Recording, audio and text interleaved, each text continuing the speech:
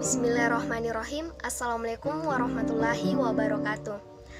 Yang terhormat Bapak Abdul Rahman SPD MSI dan Bapak Andi Samsir SPD MSI selaku dosen pengampu pada mata kuliah Ekonomika Pembangunan 1. Perkenalkan, nama saya Sri Devi, nomor induk mahasiswa 200906502025, kelas A, Prodi Ekonomi Pembangunan, Fakultas Ekonomi dan Bisnis, Universitas Negeri Makassar, angkatan 2020. Pada kesempatan kali ini, saya membuat video pemaparan jawaban terkait soal mid semester pada mata kuliah Ekonomika Pembangunan 1. Di mana pada pemaparan saya ke depannya ada 6 poin yang akan saya paparkan. Yang pertama terkait analisis ekonomi pembangunan, yakni permasalahan negara sedang berkembang. Yang kedua, indikator pertumbuhan dan pembangunan ekonomi. Yang ketiga, teori pertumbuhan dan pembangunan ekonomi yang dikenal dengan model dua sektor neoklasik atau deneoklasikal. Yang keempat, perbedaan antara model pertumbuhan yang dikemukakan oleh Harold Domar dan Sloswen. Yang kelima, teori pertumbuhan dan pembangunan ekonomi yang mana yang paling populer dan dikembangkan di Indonesia. Yang keenam, pemikiran ekonomi pembangunan setelah Perang Dunia Kedua dan pemikiran ekonomi pembangunan tahun 1970-an sampai dengan 1980-an. Baik, kita melangkah pada poin pertama. Uraikan karakteristik dan permasalahan apa saja yang menjadi permasalahan yang dihadapi oleh negara sedang berkembang. Adapun karakteristik negara berkembang yaitu yang pertama, tingkat pertumbuhan penduduk yang tinggi. Di mana pertumbuhan penduduk memang menjadi salah satu ciri yang menunjukkan suatu negara tersebut tergolong pada negara berkembang ataukah negara maju. Di negara berkembang saja memiliki sebagian penduduk yang masih mengenyam pendidikan rendah. Selain itu, masyarakat negara berkembang masih sangat kental akan kebudayaan dan adat istiadatnya masing-masing. Yang kedua, mempunyai tingkat pengangguran yang tinggi.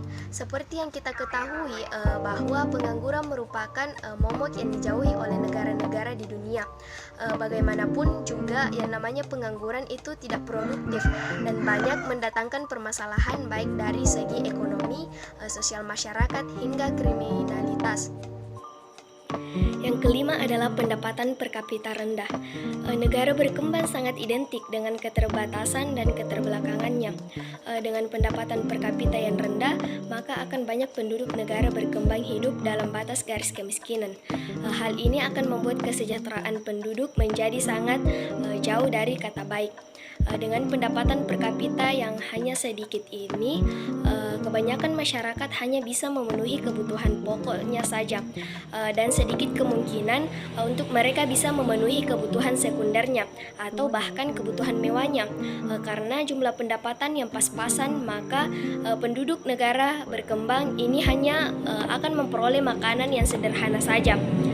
Yang keenam adalah kesempatan kerja yang kurang memadai. Di mana kesempatan kerja yang sangat terbatas ini dikarenakan oleh berbagai macam faktor. Salah satunya yaitu membuat kesempatan kerja yang menjadi tidak luas karena perekonomian di negara berkembang hanya mengandalkan sektor pertanian saja. Dengan demikian, lapangan kerja yang dibuka juga tidak banyak. Kesempatan kerja yang terbatas tersebutlah yang akan melahirkan banyak pengangguran dan berdampak buruk bagi negara.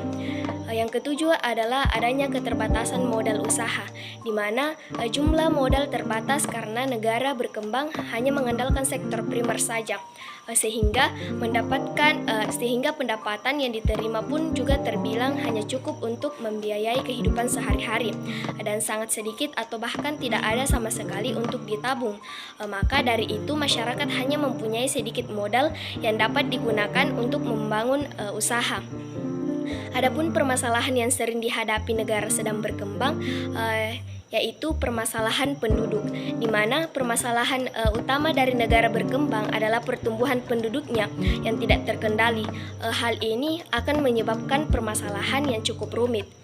Yang kedua adalah permasalahan ekonomi. Keadaan perekonomian di negara berkembang biasanya masih semraut. Banyak pengangguran di negara berkembang yang disebabkan karena kurangnya kesempatan kerja dan juga kualitas sumber daya manusia yang masih rendah. Yang ketiga, permasalahan pendidikan, di mana pendidikan di negara berkembang tidak merata dan masih banyak orang yang belum mendapatkan pendidikan secara layak. Hal ini karena kelebihan jumlah penduduk di negara berkembang. Yang keempat, permasalahan pada bidang kesehatan, di mana fasilitas kesehatan di negara berkembang masih sangat kurang atau minim. Hal ini didukung oleh kurangnya kesadaran masyarakat dalam menjaga kebersihan sehingga masih banyak orang yang sakit. Yang kelima, permasalahan pada bidang infrastruktur.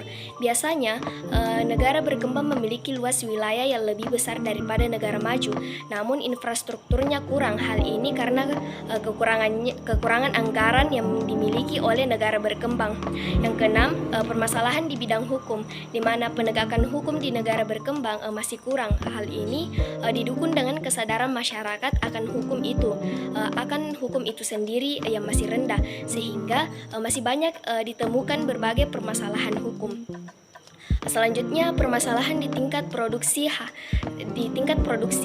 di mana hasil produksi negara berkembang masih tergolong rendah. Hal ini disebabkan karena masih rendahnya tingkat produktivitas dari sumber daya manusia yang masih kurang. Industrinya biasanya menggunakan tenaga manusia sehingga kalah dengan tenaga yang menggunakan mesin. Permasalahan selanjutnya, kualitas penduduk, di mana rata-rata di negara berkembang masih rendah. Hal ini didukung dengan pendidikan yang masih tidak merata. Selanjutnya, ketidakmerataan hasil pembangunan di mana kekurangan infrastruktur membuat hasil pembangunan menjadi tidak merata, hanya terpusat di wilayah ibu kota saja. Hal ini didukung dengan ketidakmerataan penghasilan masyarakat. Selanjutnya, ketergantungan pada luar negeri. Negara berkembang masih kekurangan dalam memproduksi barang dan jasa untuk memenuhi kebutuhan penduduknya. Banyak barang yang mengandalkan produksi negara lain sehingga melakukan impor dari luar negeri. Selain itu, kecintaan penduduk akan produk dalam negeri masih kurang sehingga lebih memilih barang-barang impor. Selanjutnya, jelaskan indikator apa yang dimaksud dari indikator tersebut, yang mana digunakan untuk mengelompokkan pertumbuhan ekonomi dan pembangunan ekonomi di daerah Indonesia. Baik, yang pertama, pertumbuhan pendapatan domestik regional bruto atau PDRB, di mana laju pertumbuhan PDRB akan memperlihatkan proses kenaikan output per kapita dalam jangka panjang. Oleh karena itu, pemahaman indikator pertumbuhan ekonomi biasanya akan dilihat dalam kurun waktu tertentu. Yang kedua, perubahan struktur perekonomian. Dalam masyarakat yang maju, pembangunan ekonomi yang dilakukan akan mengakibatkan perubahan struktur perekonomian, di mana kecenderungan akan terjadi pada kontribusi atau peran pada sektor pertanian terhadap nilai PDRB akan menurun, sedangkan pada sektor industri akan meningkat, di mana sektor industri mempunyai peranan penting dalam pembangunan nasional dan regional, di mana dapat menyediakan lapangan kerja yang luas, peningkatan pendapatan pada masyarakat, dan menghasilkan deviasi yang dihasilkan dari ekspor. Indikator pertumbuhan pendapatan domestik regional atau PDRB yang digunakan untuk mengelompokkan pertumbuhan dan pembangunan ekonomi di Indonesia. Yang ketiga, pertumbuhan dan pembangunan model dua sektor neoklasik, di mana model dua sektor neoklasik ini istilah yang sering dipakai untuk mendefinisikan sebagian aliran pemikiran pengetahuan ekonomi yang mencoba menjabarkan pembentukan harga, produksi dan distribusi pendapatan untuk menempuh mekanisme permintaan dan penawaran pada suatu pasar. Kemudian, permintaan dan penawaran pada suatu pasar. Dengan adanya model dua sektor neoklasik ini, para pemerintah di negara yang sedang berkembang dapat dengan mudah untuk menentukan harga, produksi dan distribusi barang yang ada di negara yang sedang berkembang, agar nantinya output di negara yang sedang berkembang dapat meningkat. Yang keempat, perbedaan pertumbuhan yang dikemukakan oleh Harold Domar dan Slow Swan, di mana Harold Domar mengemukakan bahwa perlu adanya pembentukan modal atau investasi untuk mencapai pertumbuhan, di mana ekonomi yang teguh atau steady growth. Semakin banyak modal, maka produksi barang dan jasa juga semakin banyak. Jadi kalau menurut teori ini, ada syarat agar perekonomian negara dapat berkembang secara jangka panjang. Kemudian bila pembentukan modal telah dilakukan, perekonomian diprediksi dapat memproduksi barang-barang dalam jumlah yang lebih besar. Kemudian teori Harold Domar ini menyatakan pula bahwa sumber pertumbuhan adalah besarnya porsi dari pendapatan domestik bruto atau PDB yang ditabung sebagai capital stock yang meningkatkan pertumbuhan ekonomi negara.